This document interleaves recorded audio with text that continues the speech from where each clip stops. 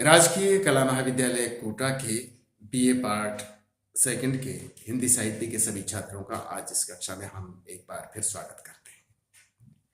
छात्रों, आजकल हम आपका जो प्रथम प्रश्न पत्र है और उसमें संकलित जो रचनाएं हैं उनकी व्याख्या कर रहे हैं। पिछली 2-3 कक्षाओं से हम आपका जो प्रथम प्रश्न पत्र है उसमें संकलित रचनाओं की व्याख्या कर रहे हैं। आज हम आचार्य केशवदास की रामचंद्रिका के अयोध्या कांड से जो पद्य इस आपके पाठ्यक्रम में रखा गया है उसकी व्याख्या करेंगे। पद्य कुछ इस प्रकार से है। मातु कहां नृप तात गए सुरलोक ही, क्यों सुत शोक लय। सुत कौन? सुराम। कहां है अभय? बन लक्ष्मण सिए समेत गए। बन काज कहा कही केवल मोसुख।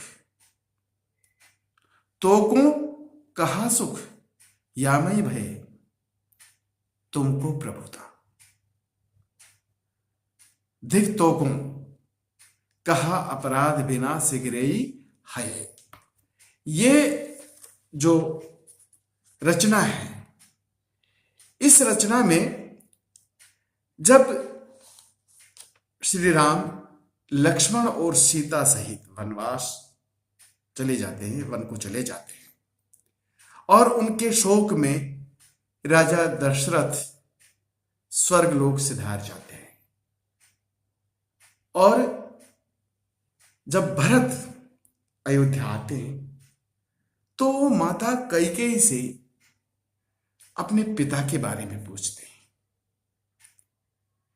उस प्रसंग को लेकर के ये रचना है। इस रचना में उस प्रसंग का वर्णन हुआ है। तो यहां जब हम व्याख्या करने जाएंगे तो सबसे पहले, जैसा कि मैं पिछली 2-3 कक्षाओं से आपको बताता आ रहा हूं कि सबसे पहले हमको संकेताक्षर लिखना होता है। तो इसमें सबसे पहले संकेताक्षर लिखेंगे और उसमें मातु कहां, फिर डॉट डॉट डॉट और फिर आखिर में सिगरेई है, ये लिख देंगे। अब इसके बाद में हम लिखेंगे कठिन शब्द और उनके अर्थ। अगर इस रचना में हम देखें तो कठिन शब्द हैं नृप, नृप यानी राजा। इसी तरह से काज यानी कार्य, सुरलोक ही यानी स्वर्गलोक,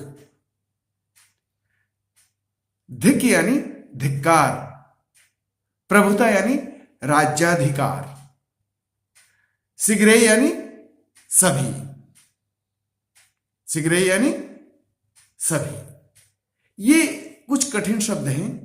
तो हम पहले कठिन शब्द लिखेंगे, कठिन शब्द और उनके अर्थ लिखेंगे। उसके बाद हम लिखेंगे संदर्भ। तो इस रचना का जब संदर्भ लिखने बैठेंगे तो हम संदर्भ लिख के उसमें ये लिखेंगे कि प्रस्तुत पद्य केशवदास रचित रामचंद्रिका के अयोध्या कांड के भरत कैकेयी संवाद या भरत कैकेयी प्रश्नोत्तर से लिया गया है। प्रस्तुत रचना या प्रस्तुत पद्य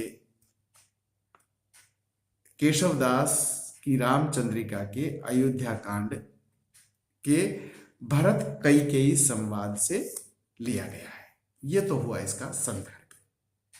अब प्रसंग की बात करें तो प्रसंग में हम लिखेंगे कि जब राम लक्ष्मण और सीता सहित वन चले जाते हैं और जब राम लक्ष्मण और सीता सहित वन चले जाते हैं, इस दुख को राजा दशरथ सहन नहीं कर पाते हैं और स्वर्ग सिधार जाते हैं। भरत अयोध्या आते हैं और माता कैकेयी से पिता के बारे में पूछते हैं। माता कैकेयी भरत को स्थिति से अवगत कराती है। उनके बीच जो संवाद होता है, भरत और माता कैकेयी के बीच में जो संवाद होता है, उसी का वर्णन इस रचना में आचार्य कवि केशवदास ने किया है। यह हुआ इसका प्रसंग। अब इस रचना की हम व्याख्या करेंगे तो हम इस तरह से व्याख्या करेंगे, मातु कहां नृप। जब राजा दशरथ का स्वर्गवास हो जाता है, राम वन चले जाते हैं, भरत अयोध्या आते हैं और माता कैकेयी से पूछते हैं। कौन पूछते हैं? भरत। कि मातु, वो पूछते हैं मातु कहां नृप, हे माता कहां नृप, अर्थात मेरे पिता राजा दशरथ कहां है।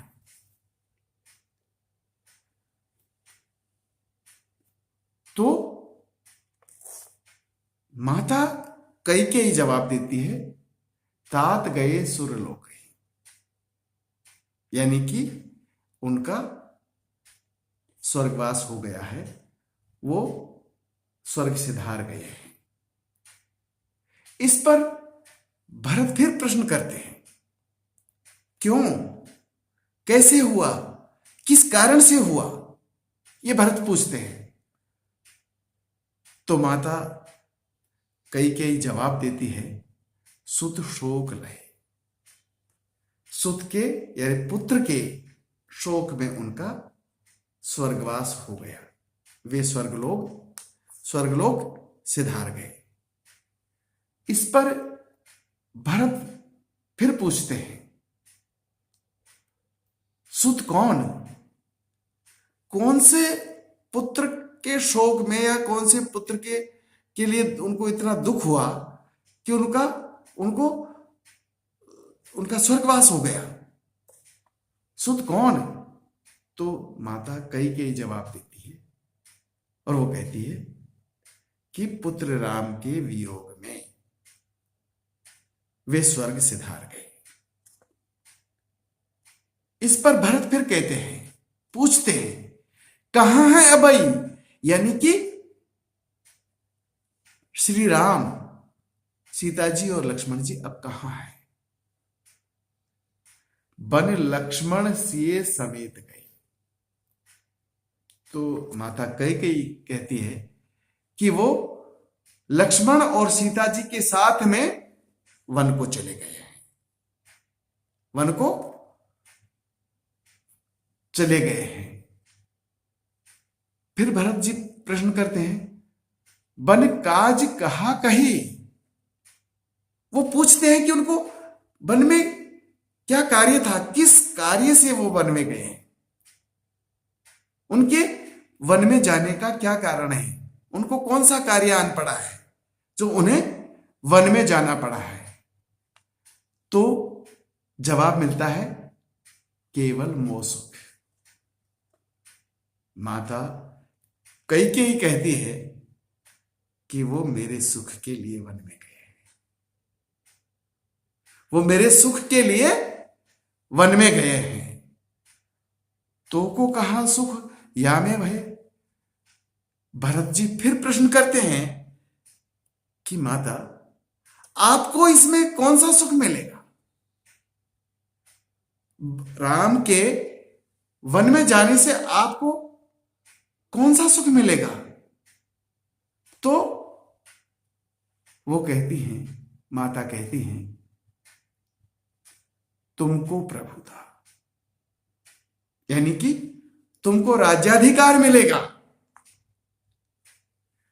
तुमको राज्याधिकार मिलेगा, तुमको राज्याधिकार मिलेगा, तुम राजा बनोगे और उसी में मेरा सुख है। धिक तो को भरत जी कहते हैं कि हे माता, तुम्हें धिक्कार है, तुम्हें धिक्कार है,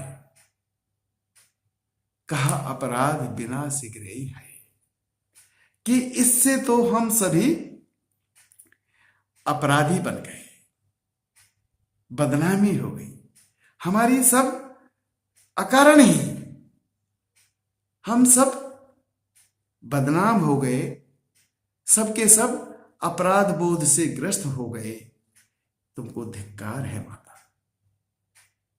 इस रचना में भरत और माता कैकेयी के बीच में जो संवाद होता है उसका वर्णन आचार्य केशवदास ने किया है। विशेषता की बात करें तो इसमें अनुप्रास अलंकार का प्रयोग देखने को मिलता है। इस तरह से आचार्य केशवदास की रामचंद्रिका के अयोध्या कांड से उद्धृत इस रचना की व्याख्या की जा सकती है।